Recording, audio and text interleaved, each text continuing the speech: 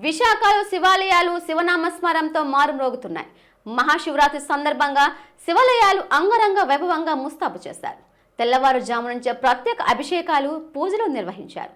గాజువాకలో గల ఉమారామలింగేశ్వర స్వామి ఆలయం, చిన్నగంట్యాడలో గల మంజునాథ స్వామి ఆలయం, గాజువాక బీసీ రోడ్లో గల శ్రీ భువనేశ్వరి దేవి సమేత రామలింగేశ్వర స్వామి ఆలయాలలో ఉదయం నుంచి భక్తులు అధిక సంఖ్యలో పాల్గొని స్వామివారిని దర్శించుకున్నారు. భక్తులకు ఎక్కడా ఎటువంటి ఇబ్బందులు కలగకుండా ఆలయ సిబ్బంది, పోలీసులు కట్టుదిట్టమైన భద్రతా చర్యలు చేపట్టారు.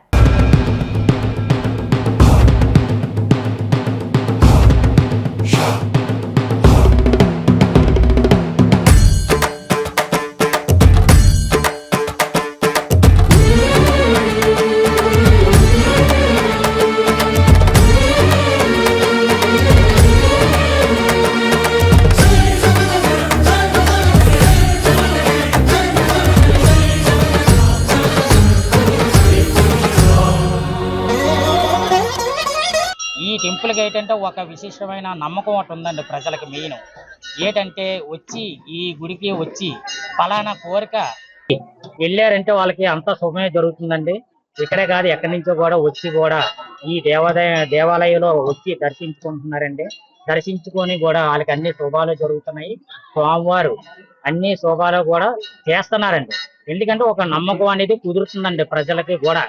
వచ్చి కూడా ఈ దండోపదండాలుగా వచ్చి ప్రజలు కూడా స్వామివారి ఆశీర్వాదం తీసుకోవడం, స్వామివారు కూడా వాళ్ళ కోరుకున్న కోరికలు కూడా జరగడం, అలాగే కూడా వాళ్ళు కూడా కోరికలు తీర్చుకోవడం కూడా జరుగుతుంది.